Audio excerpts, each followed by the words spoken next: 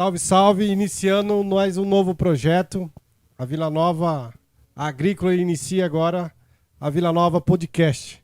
Um dos nossos primeiros entrevistados é o engenheiro agrônomo, meu amigo, meu companheiro de serviço, aquela pessoa que sempre esteve comigo desde o início da Vila Nova Agrícola, Thiago Gutierrez. Seja bem-vindo, meu querido. Obrigado por ter aceitado esse convite, por ter participado com a gente, tá desde o início nesse projeto. Cara, e uma satisfação imensa. E eu quero, para esse público que a gente vai estar falando aí, eu quero que você se apresente. Quem é o Thiago hoje, Gutierrez hoje, no ramo do agro hoje? Bom, primeiramente, aí, boa noite. É um prazer aqui estar com você. Ricardo Villanova, mais conhecido como Tomate. Poucos conhecem, né? Tamo junto, poucos Todos conhecem, mas o Tomate, o nome dele é Ricardo, né? E a gente começou aí um projeto, né? Já vai para 4 anos já quase. E eu sou engenheiro agrônomo, sou natural de Dourados, né? Fiz faculdade em Dourados mesmo. E eu tô na Oeste Fertilizantes desde 2020, quando a empresa começou, né? Então já temos um caminho aí percorrido, né? Já temos alguns anos aí. Bastante, né? Desde o início. A Vila Nova também surgiu com a Oeste Fertilizantes, com o Bocão, com o Michael, com todo esse time antigo que veio aí. E aí a gente acabou iniciando um projeto em 2020. Eu acho que você entrou... Eu abri a loja, acho que você acabou entrando logo em seguida. Na época era o Luiz Antônio que me atendia ainda, o famoso Carçudo, e aí a gente acabou... acho que depois você veio logo em seguida, né? Isso. Entendeu? Foi assim, já tinha gente, né, na região, né? Eu estava desde o início, aí eu fazia a região de Dourados, e aí depois a região foi expandindo. E aí foi quando acho que desde a primeira conversa, né, a gente já estava junto, e desde o início, né, a gente já foi começando a desenhar aí um projeto, alguma coisa inicial aí, que a gente está desenvolvendo até hoje, né? Até hoje a gente vem conversando, vem alinhando bastante coisa, tem muita coisa para acontecer. Isso aí. Quanto tempo de agronomia, Thiago, já no mercado? Eu me formei em 2011, né? Me formei em 2011 em Dourados mesmo. E aí, o início da minha vida profissional, eu comecei em revenda, né? Assim como você também teve uma Eu escola. passei por 3 revendas na escola e você iniciou na revenda. Eu comecei na revenda. De lá para cá, como que foi? Qual que foi o desafio que você enfrentou de 2010, quando você iniciou, até hoje, 2024? São 14 anos nesse ramo. 14 anos, isso aí. É que é o que todo mundo fala, né? Nunca tem um ano igual ao outro. A agricultura não é receita de bolo, né? Então, assim, cada ano a gente tem as nossas dificuldades, mas o bom dessa atividade é que todo ano a gente também supera, né? Todas as dificuldades. Então, assim, desde quando eu comecei, eu comecei numa revenda, a gente vendia praticamente de tudo, né? Então, o primeiro desafio foi você começar a entender tudo que você trabalhava e tudo que você tinha que entregar para o agricultor, né? E de lá para cá eu vim passando por especializações nessa área de nutrição e fisiologia para que eu pudesse compreender melhor, para que eu pudesse levar conhecimento e atender sempre melhor aí o nosso cliente. Mas sempre tem aquele produtor que pergunta mais. Sempre tem. E é por conta desse tipo de produtor que a gente sempre tem que estar se especializando, sempre tem que estar buscando conhecimento, sempre tem que estar adquirindo, né, novas tecnologias, porque assim, a agricultura é muito dinâmica, né? Então, assim, de quando eu comecei, até a tecnologia na soja, hoje já não existe mais. Então, eu vi essa mudança acontecer e ela acontece muito rápido dentro do agro. Por isso que você tem que estar sempre se atualizando, você precisa estar sempre buscando conhecimento para sempre você estar entregando aquilo que tem de novo, né? Você acha que de quando você começou, e eu também me incluo nessa, da gente começou lá em 2010... A gente já pegou uma fase aí da soja RR, né? A gente já vem de uma transição bem bacana. A gente ainda não pegou a época da fase da soja RR, que a gente tinha que ver tamanho de erva daninha, enfim, né? A gente vê trapoeraba pequeno, leiteiro. Naquela época a gente já vem... A gente fala que a gente já somos da geração RR, daqui para frente. E a gente está passando por um processo de transição que já inclui e a segunda geração da Intacta, que é a Extend, né? A própria Monsanto lançou aí. E de lá para cá, o que você acha que mudou? Vamos falar da cultura da soja. O que você acha que mudou na cultura da soja? Olha, primeiramente, assim, o que mudou, essas tecnologias, todas elas vieram para agregar, né, e para ajudar o produtor. São tecnologias válidas, né, que de acordo com a demanda, né, do produtor do dia a dia, as empresas vão colocando essas tecnologias à disposição do produtor. E assim, o que mudou, uma coisa muito que eu vejo, assim, que é drasticamente, é o teto produtivo. Hoje o teto produtivo você acha que aumentou muito? Aumentou. Bastante. Quando a gente começou lá em 2010, 2011, por aí, quando você falava de uma produção de 60 sacos, era uma coisa extraordinária, muito boa mesmo, né? De média, estamos falando. Hoje a gente vai vendo que cada tecnologia embarcada que está tendo, novas cultivares, todas elas que elas são lançadas, elas têm um teto de potencial produtivo sempre maior do que a anterior a ela. Então, assim, isso, claro que com a tecnologia que o produtor vem usando, né, tem muito mais difundido informação hoje, né? Com 2010 a gente não tinha nem o WhatsApp ainda, né? Na verdade não tinha, né? A gente era da época do mensagem. Isso. Não tinha podcast pra gente estar vendo tecnologia, né? Não tinha tanta informação com a internet. Aí, eu lembro da época. Qual variedade você lembra daquela época? Potência. Foi na soja mais plantada? Mais plantada. Ah, é verdade. A potência era o que dominava aí o mercado, todo mundo plantava potência. Quando mudou, né, para as intactas, teve muita gente ainda que perguntava, mas não vai ter potência intacta? Eu lembro muito da VMAX. VMAX também. VMAX, potência, aí vinha os Guapo. Tinha Valente, que depois entrou, né? Então, assim, hoje, se a gente comparar com antigamente, hoje a gente tem uma variedade de soja disponível no mercado muito maior, né? Hoje você pega um portfólio de uma empresa de soja aí, é muito grande. E uma outra coisa também que a gente dá para ver essa mudança, que, por exemplo, assim, antigamente você plantava potência numa região muito maior. Hoje existe variedade específica para cada região. Hoje acho que a tecnologia foi implementada de uma maneira que a gente possa habitualmente, vamos dizer assim, feita para cada região. Exato, é direcionada. As empresas vêm lançando dia a dia, safra a safra, tanto elas, variedades que são posicionadas. Hoje eu costumo dizer que inovamos, mas a parte técnica também inova no sentido de recomendação. Exato. Antigamente era o famoso assim, larga 13 caroços aí, e vai embora. E vai embora, né? Vai embora. Potência de mamanda caducando de setembro a dezembro, na época de plantio. Hoje já não. Hoje, se a gente quer, eu acredito que se nós queremos atingir o teto produtivo, a gente tem que respeitar a época de plantio, acertar na população, e a gente tem variedades aí para muito tempo. Fantástico, né? Isso aí é uma evolução. E a evolução ela veio desde da variedade, né? Até a parte nutricional também. Né? Quando você pega uma recomendação nutricional de 10, 15 anos atrás, mudou muito do que a gente tem hoje. Até porque as variedades mudaram. A nutrição, você acha que agrega a soja, tanto as culturas de soja, milho hoje, trigo, que são da nossa região, você acha, no seu ponto de vista, a adubação foliar, ela agrega mais ou ela, em certas situações, acaba trazendo um pouco de, vamos dizer assim, incerteza? Na verdade, assim, a nutrição, ela vem como uma ferramenta para aquele produtor que ele quer tirar o máximo potencial produtivo da cultura dele. Então, né? Digamos que hoje a nutrição, no seu ponto de vista, é a cereja do bolo. É a cereja do bolo. Claro que a gente tem um trabalho de base para ser feito lá atrás. A gente tem um trabalho de base para ter boas práticas no preparo de solo, plantio, sanidade, controle de insetos, né, e doenças e tudo mais. Mas o ajuste fino, ele vem com a nutrição. Porque hoje, com tanta pesquisa que está tendo e com tantos resultados de concursos que a gente sempre vem acompanhando, instituições de pesquisa, a própria Embrapa, a gente vem observando que as curvas de absorção vem alterando um pouco. Tá, mas vamos voltar um pouquinho mais antigamente. Hoje o pessoal ainda tem muito receio em nutrição foliar, porque a gente entende, eu aprendi que antigamente os nutrientes foliares eram matérias-primas. Exato. Qual que é a diferença hoje da matéria-prima de antigamente para a nutrição foliar hoje de 2024? Já pensando, vamos lá, 2025, 26, 27, Sim. que é as próximas tecnologias que estão vindo. O que mudou da nutrição foliar aí do Thiago de 2000 e vamos falar assim da época de estágio, 2008, 7, 8 ali, para hoje, nós estamos falando aí de mais de 15, 16 anos depois. O que eu vejo é que assim, ó, a nutrição, há muito tempo atrás, ela foi um pouco negligenciada.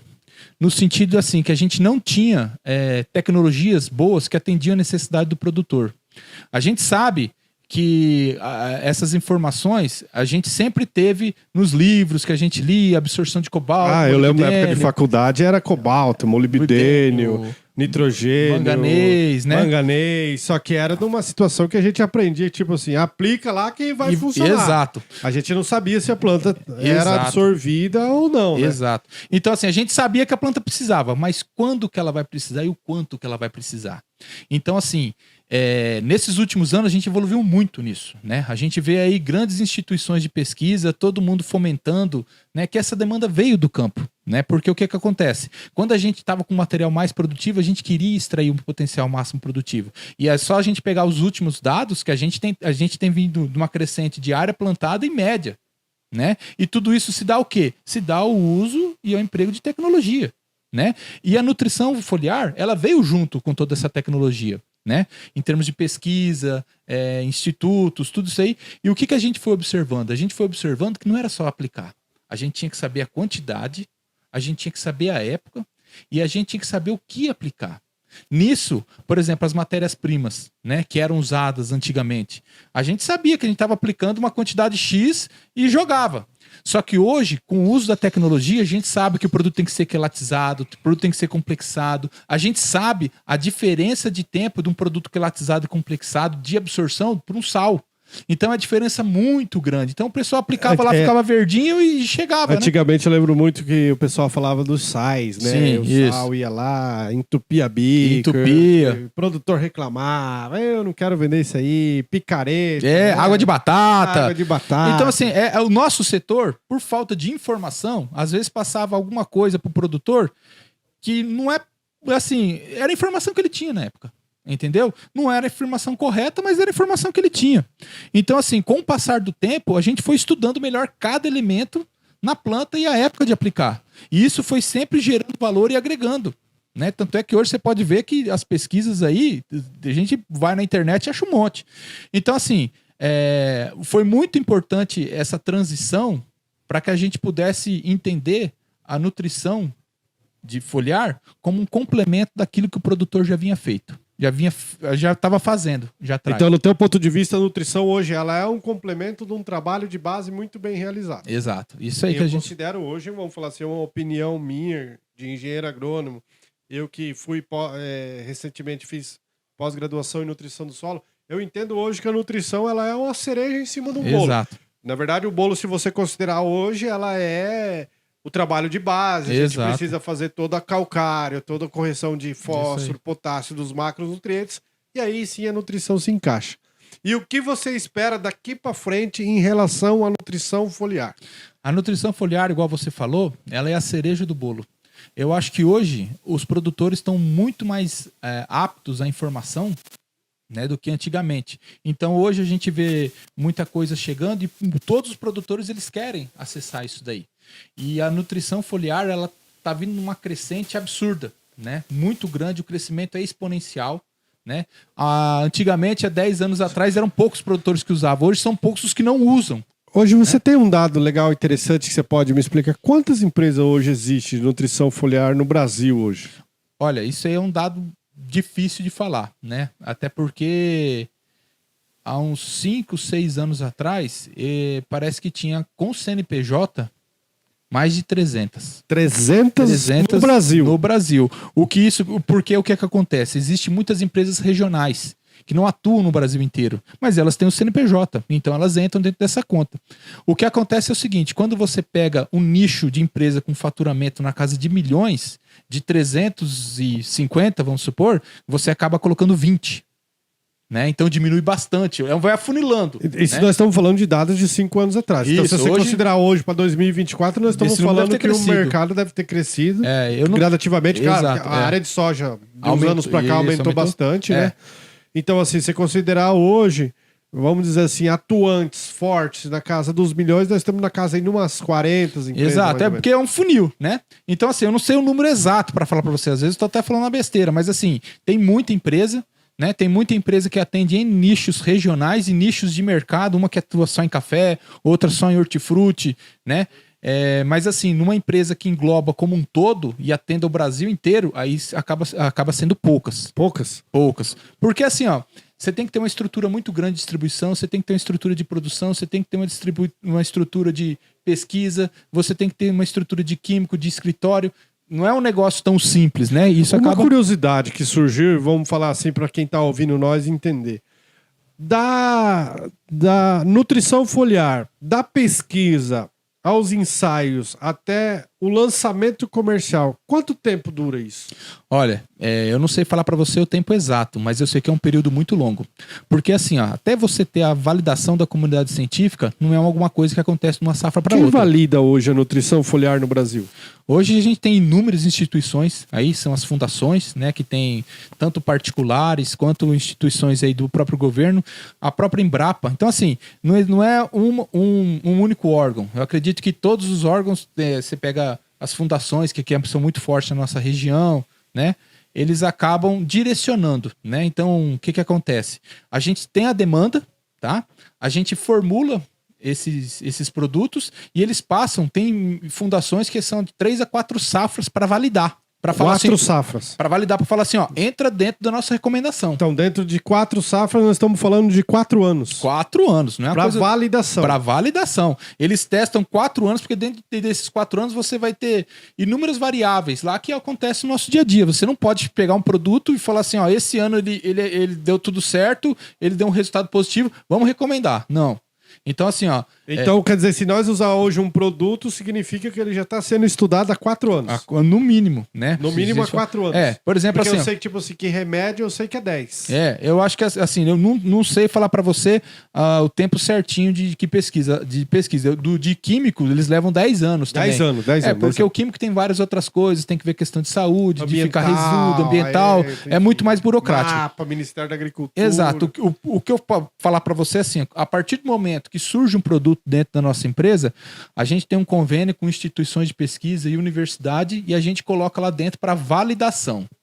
Então, assim, a partir desse momento, validou, ele deu resultado dentro de canteiro, dentro de estufa, dentro de uma fração pequena, aí a gente tem toda a equipe da parte de desenvolvimento de mercado, que aí ele começa a colocar em alguns pontos estratégicos. E a partir daí, a hora que começa a gerar informação, a gerar dado, só depois daí que vai para a área comercial. E a área comercial também é assim, começa devagar, com o campo, até você falar assim, não, esse daqui tá validado. Porque assim, ó, se a gente parar para pensar, a gente trabalha com produtos, né? Que todos eles são, assim... Não, se considerar hoje nutrição foliar, a gente está acostumado com cobalto, molibdênio, manganês... Todos eles já são consolidados dentro da comunidade científica. Hormonais, sintético. Vale lembrar, para quem está usando, gente, eu já vi muita gente falar, é um erro, enfim. Hormônio hoje, ele é sintético, exato, né? Ele não é um hormônio... o pessoal costuma falar assim, existe o meu hormônio é melhor. Não, todo hormônio hoje na agricultura ele é sintetizado, então ele é sintético. E assim, hoje em dia, se a gente for entrar nessa parte de hormônio e de bioestimulantes, a gente vai entrar num oceano de coisa, muita coisa nova tá vindo, mas tudo isso é fruto de pesquisa. Não chega nada aqui da noite pro dia e acaba, né, colocando no mercado. Tudo isso é fruto de pesquisa de uma demanda que vem lá dentro do campo. E hoje, o que o Thiago costuma ver e qual a tua perspecção aí para os próximos anos na agricultura, o Thiago hoje? Vou fazer 2 perguntas, vou reformular minha pergunta, vamos lá. O que o Thiago acha hoje da próxima safra de soja, 24 e 25, que estamos prestes a iniciar aí, e o que o Thiago espera para um futuro, como você vê a agricultura no futuro daqui 10 anos? 10 anos. Então, eu acho que assim, todo ano o produtor é movido a desafio, né? Então, todo ano a gente tem um desafio diferente. A gente tem alguns desafios dessa safra, né? Mas, como todo ano, eu acho que a gente é plenamente capaz de passar por todos esses desafios. Eu enxergo, sim, como uma safra que a gente tem uma perspectiva boa de clima, então isso vai ajudar, né, na questão de produção e tudo mais. E é um ano que a gente está encontrando algumas dificuldades no sentido assim, o cenário é meio incerto. Né? A gente está vindo aí de duas safras ruins. 2 safras bem ruins. Bem ruins. E isso, querendo ou não, atrapalha um pouco a gente. Mas o bom da nossa atividade é que a gente sempre tem uma safra para frente, né? Então, e a gente Eu acho que o produtor é movido à fé. O produtor é o ser humano da terra que mais é movido pela fé. Não tem jeito. Amanhã vai chover, né? Amanhã vai ser melhor. Então, entendeu? E não podemos. E eles não param, e não vão parar. Não, e a hora que colhe, você fala, ficou para trás, bola para frente. Exatamente. Entendeu? Eu costumo dizer e brinco nesses 13 anos que eu tô nesse ano, o produtor tem memória curta, né? Exato. É uma safra e boa, vai embora. Outras. E eu acho que essa safra de soja vai ser muito boa. Eu acho que a gente vai ter os desafios, a gente vai deixar para trás isso daí. E a gente tem expertise e conhecimento para passar. E o que você espera para daqui 10 anos? Cara, daqui 10 anos eu acho que a agricultura ela vai passar por uma transformação como tudo, né? E eu acho que assim, os bons vão se destacar.